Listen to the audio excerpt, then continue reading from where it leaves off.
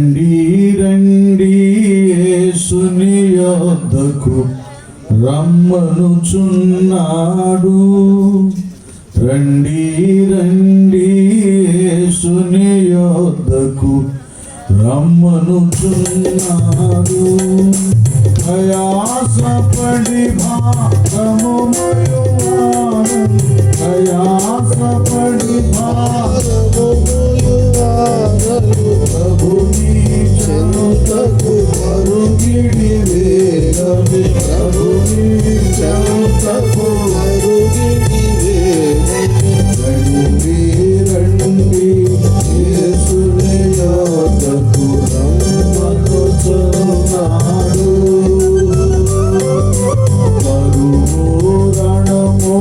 మరణము చూసి కలుగదు మారు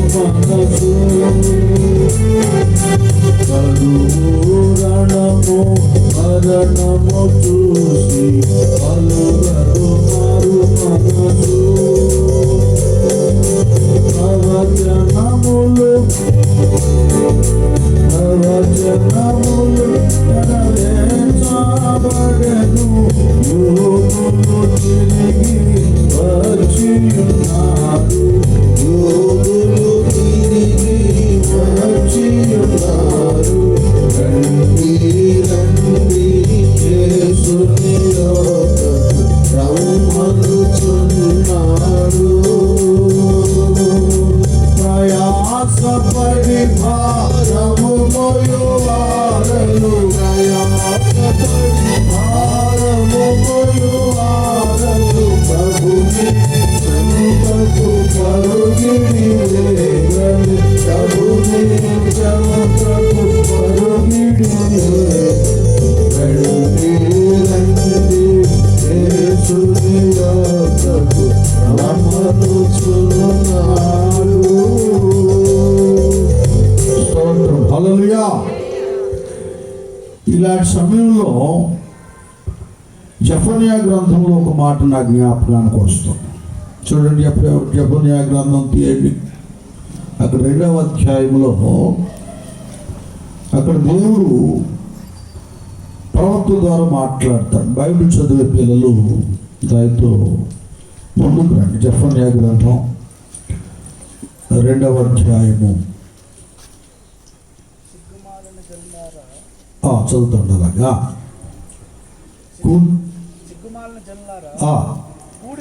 కూడి రండి. చూడండి, పట్టు గాలికి ఎగిరిపోనట్లు సమయం ఏమైపోతుందట? సమయము గతించుచున్నది. విధి నిర్ణయము కాకమునిపే యెహోవా కోపాగ్ని నీ మీదికి రాకమునిపే మిమ్మల్ని శిక్షించుటకై యెహోవా ఉగ్రత దినము రాకమునిపే. అది ఇది ఈ తెగులు, ఈ కీడు, ఈ విపత్తు, నాశనం అనబడేటటువంటిది ఆది నుండే మనుషుల యొక్క దుర్మార్గతను బట్టి, పాపాన్ని బట్టి, ఏమండి దోష కార్యము బట్టి భూమి మీదకి, ప్రజల మీదకి ఇది వస్తూనే ఉంది. ఈ తెగులు కానీ, నాశనం కానీ. అయితే దేవుడు హఠాత్తుగా ఏ దేశం మీద, ఏ పట్టణం మీద, ఏ రాజ్యం మీదకి ఒక విపత్తు కానీ, తెగులు కానీ, నాశనాన్ని కానీ కలుగు చేయడు. ముందు మానవాళికి ఆయన హెచ్చరిక చేస్తాడు. ఆయన హెచ్చరించకుండా కదా. ఇప్పుడు కొన్ని ఉన్నాయి, రోడ్డును ఆక్రమించి అక్రమంగా కట్టిన కట్టడాలు ఉంటాయి, లేదా కొన్ని వ్యాపారాలు ఉంటాయి లైసెన్స్ లేకుండా. వీళ్ళందరికీ ముందు చట్ట ప్రకారంగా వాళ్ళకి వార్నింగ్, వాళ్ళకి హెచ్చరిక చేస్తారు. ఇక్కడ ఇది చేయకూడదు, ఇక్కడ ఇలా కట్టకూడదు. ఏమండి, గవర్నమెంట్ కూడా ముందు వార్నింగ్ ఇస్తుంది. వారెంట్ పంపుతుంది. వాళ్ళు సరి చేసుకున్నారా, లేకపోతే దాన్ని కొట్టేయటము, లేకపోతే వాళ్ళని తీసుకెళ్ళి జైల్లో వేయటము, శిక్షించడము, ఇవి జరుగుతూ ఉంటాయి. అలాగే దేవుడు ఏ దేశం మీదకి, ఏ గ్రామం మీదకి, పట్టణం మీదకి ఆయన హఠాత్తుగా ఏ వార్నింగ్ ఇవ్వకుండా, ఏ హెచ్చరిక ఇవ్వకుండా ఆయన నాశనాన్ని కలుగు చేయడం. మనం ఆదికాండం 6వ అధ్యాయం చూస్తే దీని క్రొత్త నిబంధనలో సువార్తలలో నోవహు దినములు అని చెప్తూ, నోవహు దినములలో జరిగినట్లుగా మనిషి కుమారుని యొక్క రెండవ రాకడ దినములు యందు జరుగుతాయి, యుగ సమాప్తులు జరుగుతాయని యేసు ప్రభు వారే మత్తయి సువార్త 24వ అధ్యాయంలో స్పష్టంగా తెలియజేశాడు. ఆ దినాల్లో జనులు తింటూ, త్రాగుతూ, పెళ్ళిళ్ళు చేసుకుంటూ, ఇల్లు కట్టుకుంటూ ఇక వీటిలోనే నిమగ్నులైపోయారు. ఇదే శాశ్వతం అని అసలు కేవలం తిండి కోసమే బ్రతుకుతున్నట్లుగా వాక్యం ఏం చెబుతుందంటే, మనుషుడు రొట్టె వలన మాత్రం కాదు కానీ దేవుని నోట నుండి వచ్చు ప్రతి మాట వలన జీవించు అని స్పష్టంగా ఉంది. ఈ శరీరం నిలబడటానికి, మనకు ఆరోగ్యం, కొద్దిగా బలం, మన పనులు మనం చేసుకుంటానికి కడుపు నిండా భోజనం చేయాలి, ఆహారం తినాలి, అవసరమే. కానీ తినాలి కానీ తిండిపోతులుగా ఉండకూడదు. తిండి కొరకే అన్నట్లు కాదు. కేవలం శరీరాన్ని పోషించుకోవడం మాత్రమే కాదు, ఆత్మ ఒకటి ఉంది, దానిని కూడా పోషించుకోవాలి, దాన్ని వెలిగించుకోవాలి, బ్రతికించుకోవాలి. ఆత్మ బ్రతకాలంటే, వెలిగించబడాలంటే ఆత్మ కూడా ఆహారం ఉంది. ఆ ఆహారమే దేవుని వాక్యం కదా. కనుక దీన్ని కూడా మనము ఈ శరీరం పోషించబడటానికి, బ్రతకడానికి భూమి నుండి వచ్చినటువంటి పంటను ఎలా పెంచున్నామో, ఆత్మ బ్రతకడానికి, పోషించబడటానికి కదా. నరుని యొక్క ఆత్మ ఎవరు? యెహోవా పెట్టిన దీపం. ఈ ఆత్మ ఆయన అనుగ్రహించింది కదా. నేల మట్టితో నరుని చేసినప్పుడు నాసికారంధ్రములో దేవుడు జీవాయువును వదగా నరుడు జీవాత్మ అయిన స్పష్టంగా ఉంది. కనుక ఈ ఆత్మ దేవుని మూలంగా మానవునికి అనుగ్రహించబడింది. కనుక మంటితో చేసిన శరీరానికి మంటి నుండి వచ్చినటువంటి ఆహారం ఎలాగ అవసరమో, ఏమండి, ప్రతి పంట భూమి నుండి వచ్చిందే కదా. ఆ వరి కానీ, గోధుమ కానీ, అది ఏదైనా సరే, కూరగాయలు కానీ అన్నీ అక్కడి నుండి వచ్చినాయి కదా, మనం తిని బ్రతుకుతున్నాం. అలాగే ఈ ఆత్మ బ్రతకాలంటే దేవుని మూలంగా అనుగ్రహించబడింది కనుక ఈ ఆత్మను బ్రతికించడం, వెలిగించడం, పోషించడం, బలపరచడం దేవుని వాక్యం వల్లే జరుగుతుంది. ఈ నరుడు ఈ శరీరాన్ని పోషించుకుంటాం జరిగిపోయింది కానీ, ఏమండి, శరీరం నిష్ప్రయోజనం, ఆత్మయే జీవింప చేయనది. నిష్ప్రయోజనమైన శరీరాన్ని పోషించుకుంటాం జరిగిపోతుంది కానీ ఆత్మను గురించి ఆలోచించలేదు. నోవహు దినాలలో కూడా తినటం, త్రాగడం, పెళ్లి చేసుకుంటాం, ఇల్లు కట్టుకుంటాం, ఇవి సరిపోతున్నాయి. కానీ వీటితో పాటు వారి పెళ్లిళ్ళ కొరకు, వాళ్ళ నిర్మాణం కొరకు, ఏమండి, వాళ్ళ లగ్జరీ కొరకు చేయకూడని పనులు చేస్తున్నారు. ఎలాగుందంటే, నరుల చెడుతనం భూమి మీద విస్తరించింది. భూమి బలాత్కారంతో నిండిపోయింది. ఈ భూమి మానవుని యొక్క పాపాన్ని మొయ్యలేక దేవునికి మొరపెట్టింది. ఆ దినాలలో దేవుడు ఆత్మరూపిగా వెళ్ళి అందరిని దర్శించారు కానీ ఎవరు కూడా ఆయన ఆజ్ఞకు లేక ఆ ప్రేరణకు లోనైన వారు కాదు, లోబడి బ్రతుకులు సరిచేసుకున్న వారు కాదు. పాపం చేయటంలో, చెడుతనం చేయటంలో గొప్పోళ్ళు అయిపోయారు. ఒక వ్యక్తి మాత్రమే దైవ దృష్టికి కనబడుతున్నాడు, ఆయన నోవహు. దేవుని దృష్టికి నీతిమంతుడు, నిందారహితుడు, దేవుని కృపను పొందుకొని దేవునితో నడుస్తున్నాడు. అది ఆయన చెప్పాడు అన్నమాట. భూమి అంతా కూడా ఏ గది పట్టబోతుందో నోవహుతో దేవుడు మాట్లాడాడు. నోవహు, నరుల చెడుతనం భూమి మీద గొప్పదిగా ఉంది, భూమి బలాత్కారంతో నిండి ఉన్నది కనుక నేను భూమిని తుడిచివేయబోతున్నాను, శుద్ధి చేయబోతున్నాను. జల ప్రళయం ద్వారా దీన్ని నేను శుద్ధి చేయబోతున్నాను. పాపంలో జీవించేటటువంటి నరులందరూ కూడా నశించిపోబోతున్నారు కనుక నీవు నీ ఇంటి వారి రక్షణ కొరకు ఒక ఓడను సిద్ధం చేసుకోమని దేవుడు మాట్లాడాడు. వినండి, కొన్ని సంవత్సరముల వరకు నోవహు ప్రజలకు తెలియచేశాడు. ఆ ఓడను కడుతూ ఉన్నప్పుడు ఇదేంటి చిత్రంగా ఉంది, దీన్ని ఓడ అంటారా అంటే ఎందుకు అంటారంటే అంతకు మునుపు అన్నడు భూమి మీద వర్షం కురిసింది లేదు కదా, కొట్టుకొని వెళ్ళింది లేదు, చక్కటి మంచుతో పంటలు పడుతూ ఉండే. మునిపెవరు చూడనటువంటి విషయాన్ని దేవుడు మాట్లాడినప్పుడు నోవహు దాన్ని నమ్మాడు. ఒకసారి హెబ్రీయులకు రాసిన పత్రిక 11వ అధ్యాయంలో నోవహును గురించి ప్రస్తావిస్తున్న మాటలు ఉంటాయి. మీరు చదవాలి, యూత్ చదవాలి. మీరు నాకు పట్టుదన్నట్లు ఉండకూడదు, అటు ఇటు తిరగొద్దు. మీరు దగ్గరకు వచ్చేసి ఆ స్టేజ్ దగ్గరకు వచ్చి బైబిల్ తీసుకొని చదవండి. ఇప్పుడు మీరు బాగా చదివితేనే రేపు ప్రసంగికులు అవుతారు. క్యాచ్ చేయండి. 11వ అధ్యాయం నోవహును గురించినటువంటి విషయాలంటే ఒక్కొక్కరు చెప్తూ వస్తున్నాడు కదా. ఏం రాయబడింది? 11వ అధ్యాయం హెబ్రీయులకు రాసిన పత్రిక ముందుకు రావాలా. విశ్వాసమును బట్టి నోవహు, చూడండి, అది వరకు చూడని సంగతులను గూర్చి దేవుని చేత,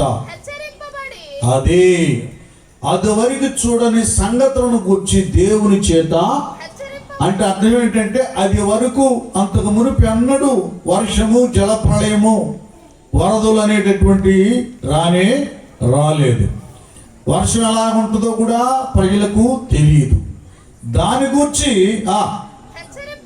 హెచ్చరింపబడి భయభక్తులు గలవాడై తన ఇంటి వారి రక్షణ కొరకు అది ముందుకు రా, ఇక్కడికి వచ్చి కూర్చో. అక్కడికి ఇంటి వారి రక్షణ కొరకు ఏం చేశాడు? ఒక ఓడను సిద్ధపరుచుకున్నాడు. మునిపెన్నడు కూడా చూడనటువంటి సంగతులను దేవుని ద్వారా విని విశ్వసించాడు.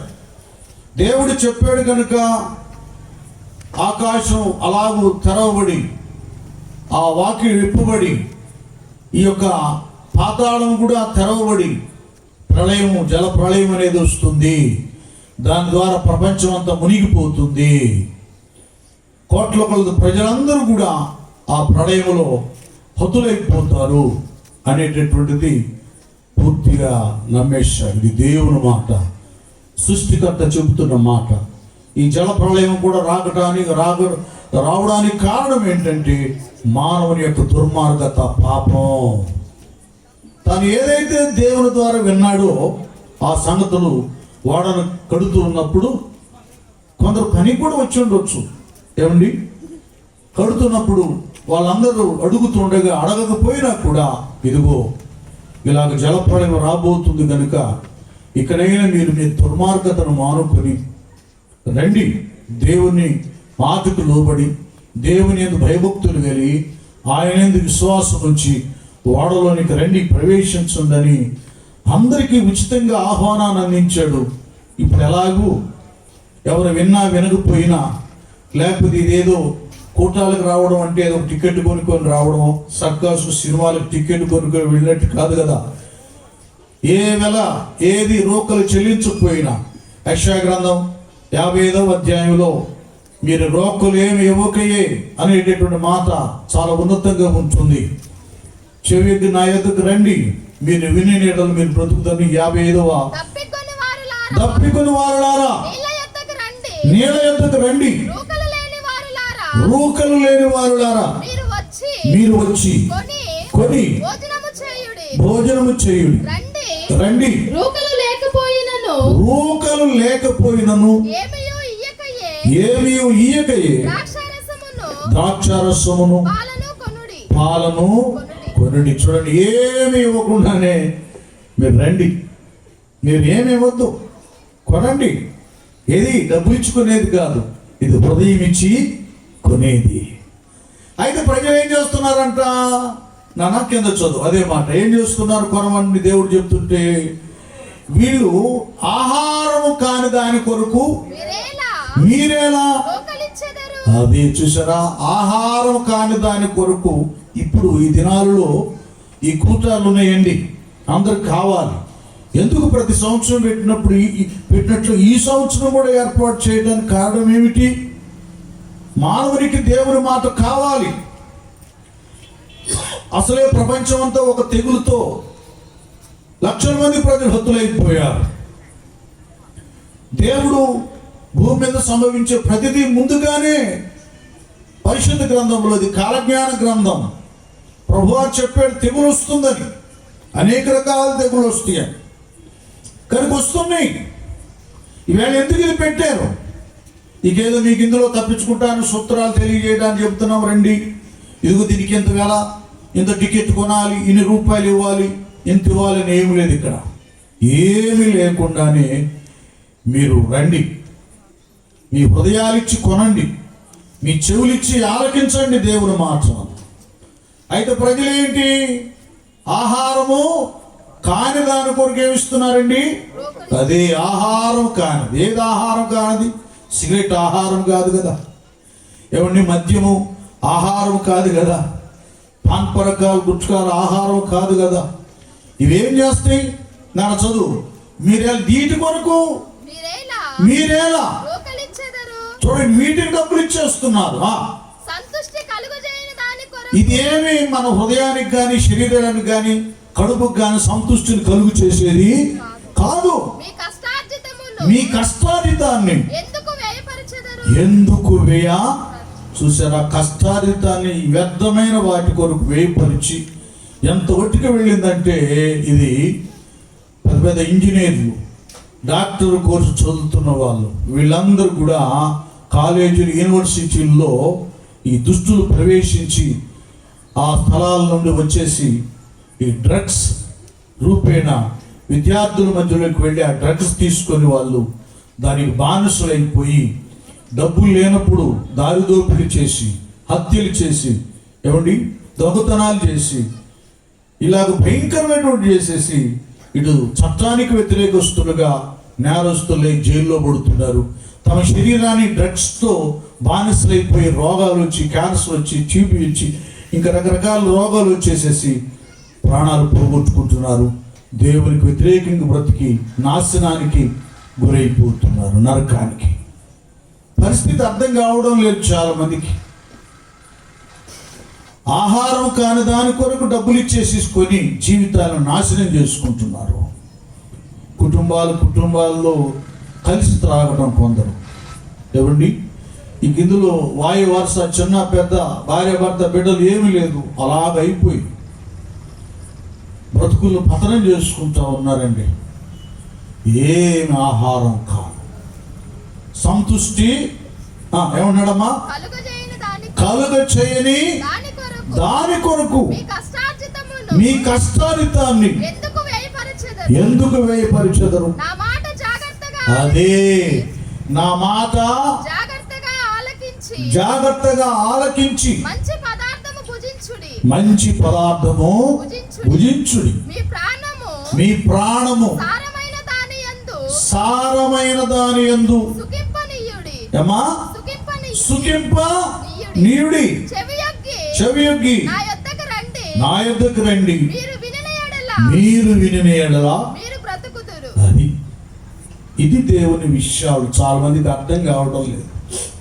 ఆ దినాల్లో కూడా నోవహు ప్రజలకు చెప్పాడు, రెండయ్యా ఈ ఓడలోకి మీరు ఎక్కుతారంటే నేనే మీ దగ్గర డబ్బులు తీసుకోను, ఏ టికెట్లు ఏమి లేవు, వచ్చేయండి. ఒకటే దీనికి మీరు ఇవ్వాల్సిన వేళ మీ హృదయం, పాత బ్రతుకును మానేసేయండి, మార్పు చెందండి, దేవుని యందు భయభక్తులు కలిగి ఉండండి. నేను ఎలాగో ఆయన కృపలో నీతిని సంపాదించుకున్నాను, ఆయన కృపను సంపాదించుకున్నాను, ఏ లోపం లేకుండా, నింద లేకుండా స్థితిని కాపాడుకున్నాను, ఆయన అడుగుజాడలో నడుస్తున్నాను. రండి, ఈ అనుభవాన్ని మీరు పొందుకొని ఇదే మీ టికెట్, ఇందులో ప్రవేశించండి. అయ్యా వినండి బాగా, దినాలు చూస్తున్నారు. మంచి దినాలు కాదు, దినములు ఎలాంటి చెడ్డవి. అంత్య దినములు అపాయకరమైన కాలంలో వచ్చిన అపాయకరంగానే ఉంది. ఏ రోజు దివ్యంగా లేదు, సంతోషంగా లేదు.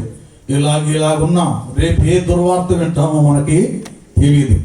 ఏ రూపాయన ఏ తెగులు వస్తుందో. ఆ ఏలూరులో అక్కడక్కడ హఠాత్తుగా పడిపోతున్నారంట. కొన్ని వందల మంది చనిపోయారు, మరికొందరు హాస్పిటల్ పాలయ్యారు. మీకు అర్థం కావడం లేదు. ఎందుకు ఈ కరోనా టైంలో కూడా ఈ సువార్త ఎందుకు వినిపించబడుతుందంటే దేవుడు హెచ్చరిస్తున్నాడు, జాగ్రత్త పడమంటున్నాడు. రాబోయే ఉగ్రత నుండి తెగులు నుండి తప్పించుకోమని ఆయన బుద్ధి చెప్తున్నాడు. నోవహు దినాల్లో కూడా అందరికీ ఆయన చెప్పాడు. కానీ ఎవరు ఆ ఇంటి వాళ్ళ తప్ప ఎవరు కూడా ఆయన మాట, నోవహు గారి మాట వినలేదు. పెడచెవిని పెట్టారు, త్రోసివేశారు. వాడలోకి అడుగు పెట్టిన వాళ్ళు ఎవరు కూడా లేరు. ముందే వార్నింగ్ ఇవ్వబడింది, హెచ్చరిక ఇవ్వబడింది, కానీ వారి బ్రతుకులు బాగు చేసుకోలేదు. అదే యోనా గ్రంథంలో నినేవే అనే ఒక పట్టణం ఉంది. ఆ పట్టణ ప్రజలు కూడా చాలా దుర్మార్గులు, భయంకరమైన దుష్టత్వంలో బ్రతుకుతున్నారు.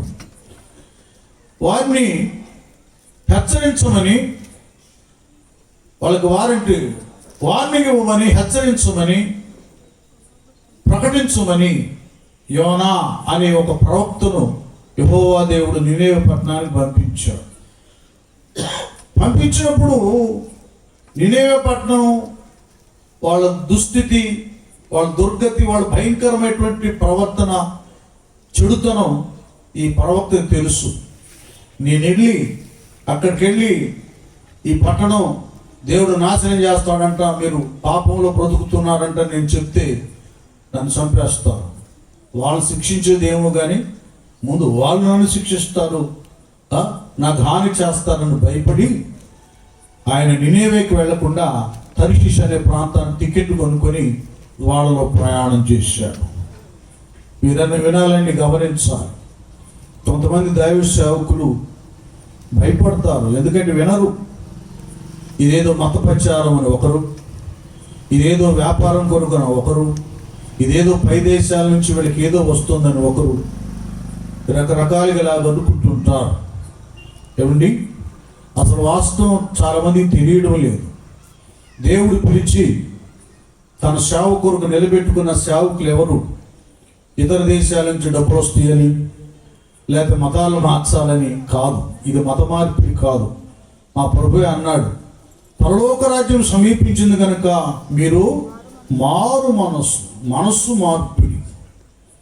ఇదివరకు నా పాత మనస్సు, దుర్మార్గపు మనస్సు కదా, కామ క్రోధ లోభ మోహ మదమత్సర్యములతో కూడిన మనస్సు, అది మారి పవిత్రంగా నిర్మలమైనటువంటి మనస్సాక్షి కలిగి బ్రతకాలనే సందేశాన్ని అందిస్తున్నదే క్రీస్తు బోధ, సువార్త. ఇక్కడ మాకు లాభాలు కాదు, అభివృద్ధి కాదు. మేము పడిన ప్రతి ప్రయాసకు శాశ్వత రాజ్యం పరలోకం ఉంది. అక్కడ దేవుడు బడా నమ్మకమైన మంచి దాసుడా అని అక్కడ మాకు బహుమానాలు ఇస్తాడు దేవుడు. శాశ్వతమైన రాజ్యం పరలోకం. దాని కొరకు ఈ పాటు మతాలు మార్చడానికి కాదు, మరొకటి మార్చడానికి కాదు కదా. ఆ మత గ్రంథాల్లో స్వర్గం అంటారే, ఏమండి మోక్షం అంటారే, అది మా ప్రభువారి ద్వారా మేము తెలుసుకోగలిగాం. ఆయన సర్వమానవాళి యొక్క పాపాలను పరిహరించడానికి కలువరు శిలువలు ఇప్పుడు 2 days ఉంచున్నారు. కలువరు శిలువలో ఒక యాగ పశువుగా తన రక్తాన్ని చిందించి మరణించి మృత్యుంజయుడై 3వ దినాన లేచాడు. ఆకాశం క్రింద మరి ఏ నామమున రక్షణ లేదు, ఆ యేసయ్య నామమునే రక్షణ. మారు మనసు పొంది నమ్మి బాప్తిసం పొందినవాడు రక్షించబడతాడు, పరలోకానికి వెళతాడు. అది కనుక భయపడి కొందరు సేవకులు వెళ్ళవలసిన స్థలాలకు వెళ్ళటం లేదు. ఏమండి, వెళ్ళినా కొందరు తృణీకరిస్తున్నారు, రకరకాలుగా జరుగుతూ ఉన్నాయి. ఆ రోజుల్లోనే యోనా అనే ప్రవక్త నినేవే ప్రజలకు భయపడి వాళ్ళు ఎక్కడ కొట్టేస్తారోనని వేరే తర్షీషు అనే ప్రాంతానికి టికెట్ కొనుక్కొని వాళ్ళలో ప్రయాణం చేస్తున్నాడు. దేవుని ప్రేమ ఎంత గొప్పదంటే, సేవ చేయవలసిన సేవకులు చేయకపోతే చెవు పిండన్నా అక్కడ తీసుకొస్తాడు దేవుడు. నువ్వు కష్టమైనా నేను పంపించాను, నువ్వు సువార్త ప్రకటన చేయాలి, ఇంకంతే. ఇక్కడ ఇందాక జీపీఏ ప్రెసిడెంట్ గారు ఆయన కొద్ది మాటలు మాట్లాడి ప్రార్థన చేశారు.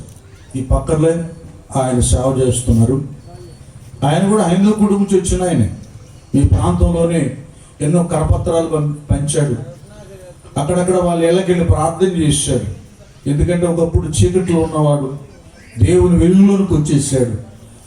ఈయన నమ్ముకుంటేనే నిత్య జీవం, పరలోకం వాస్తవాన్ని ఎరిగి తమ ఇంటి వారిని, తమ వర్గం వారిని, తనకు సంబంధించిన వారి ఇరుగు పొరుగు బంధుమిత్రులను, ఎరుకులో ఉన్న వారిని, ఒకప్పుడు తెలుసో తెలియకో పాపంలో గడిపినటువంటి వారిని మరలా దేవునిలోకి తీసుకురావాలని ఆయన పడుతున్న ప్రయాస ఆయన పడుతున్నాడు.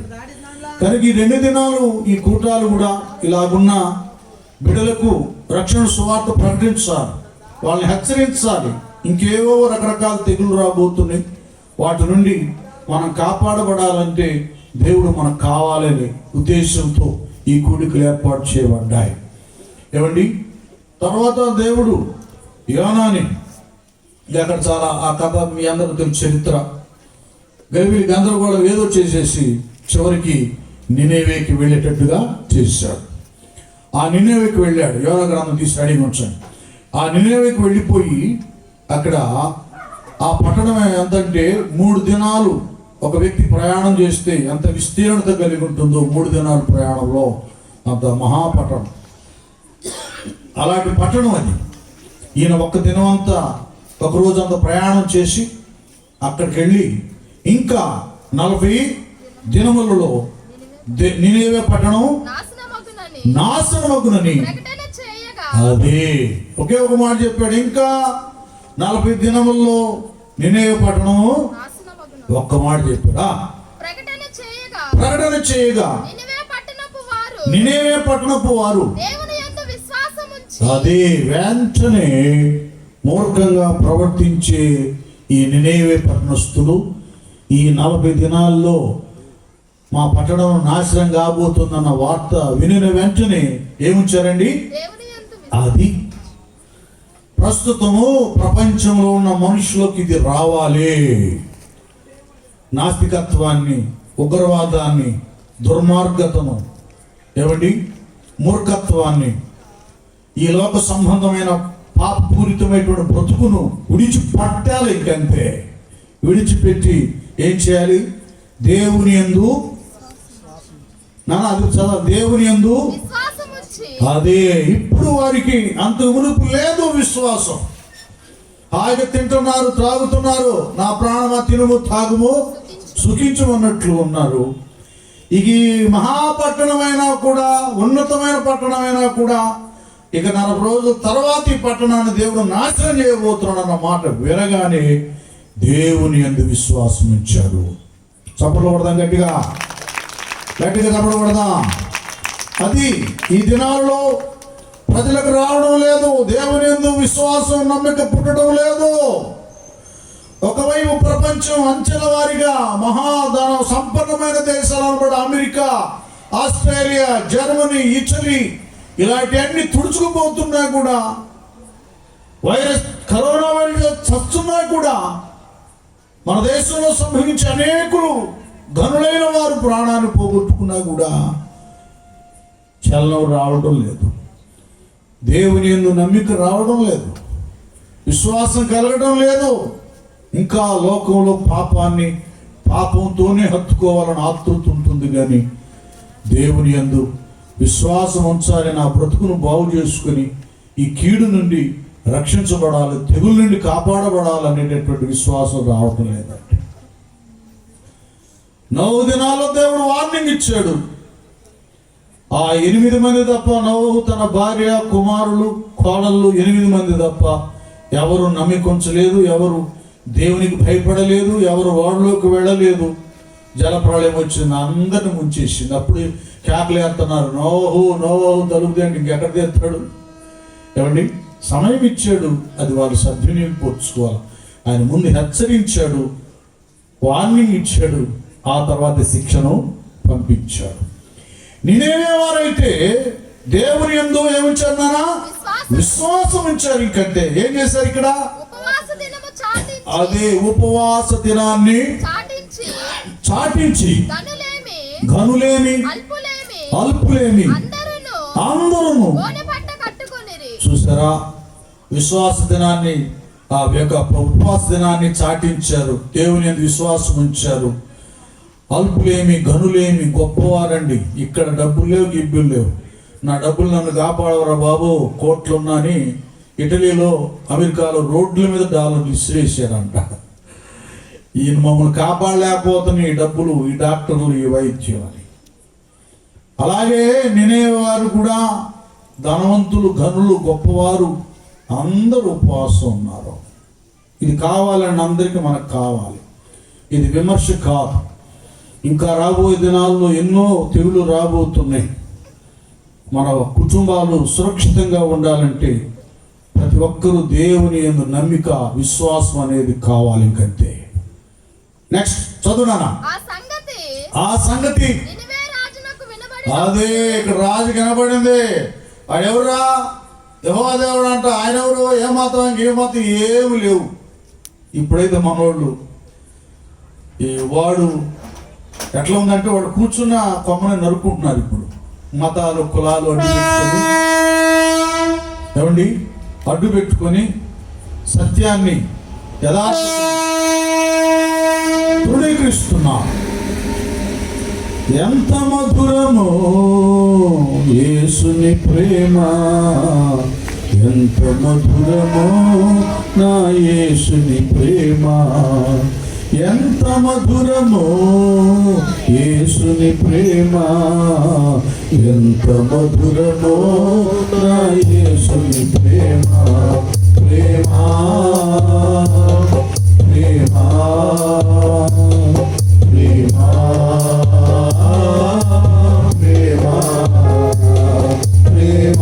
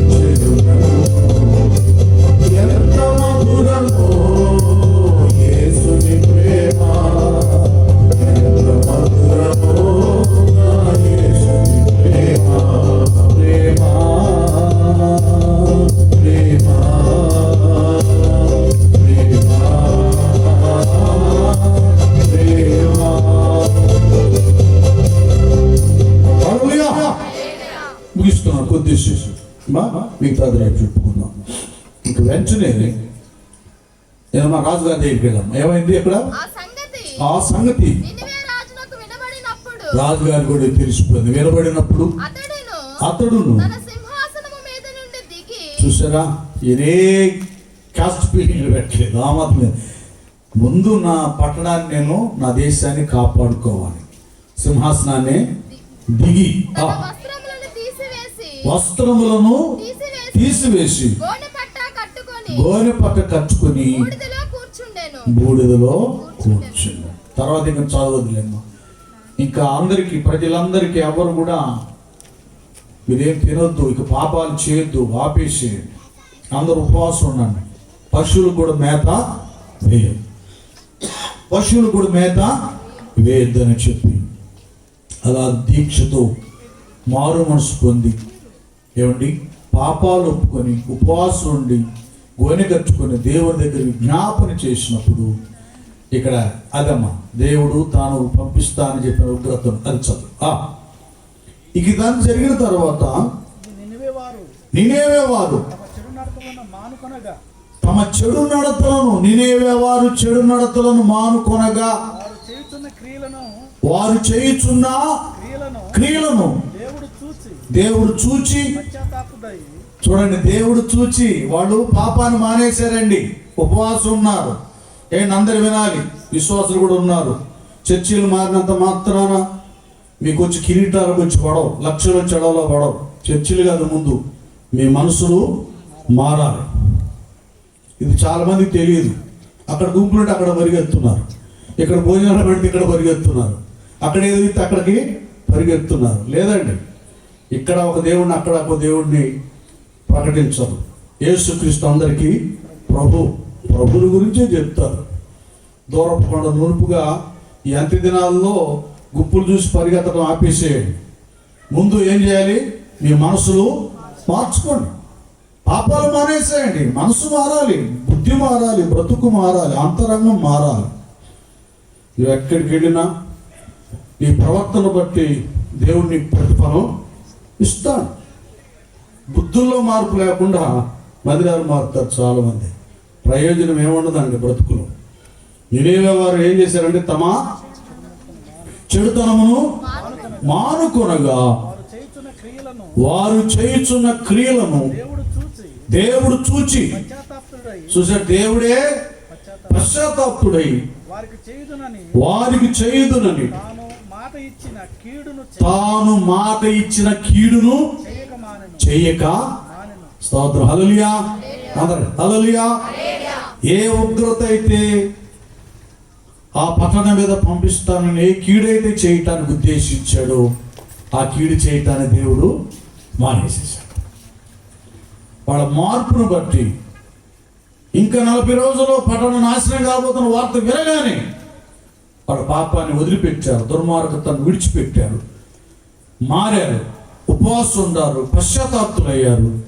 దేవుడు ఆ పట్టణం మీద ఉగ్రతను పంపించకుండా 1,20,000 మంది ప్రజలను రక్షించారు. నేను ముగిస్తున్నాను, మిగతా రేపు చెప్పుకుందాం. కనుక ప్రియ దేవుని పిల్లలారా, దినాలు మంచివి కావు.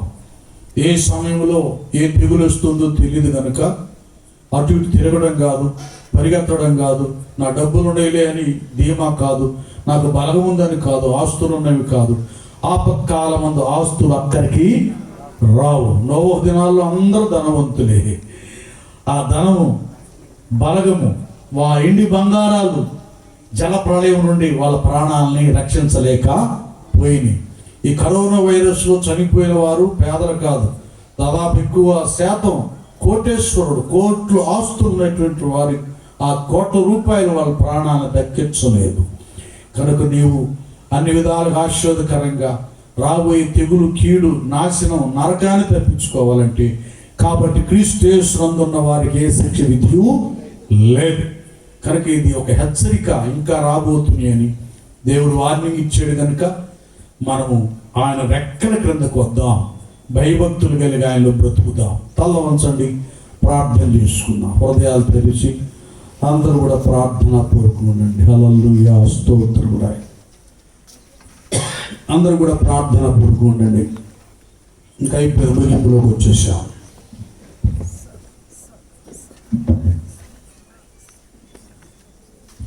ప్రార్థన చేసుకుందాం. అందరూ అలాగే ప్రార్థన పూర్వకం ఉన్నట్లయితే ప్రార్థన ఆశీర్వాదాలతో సెలవు తీసుకుంటాం.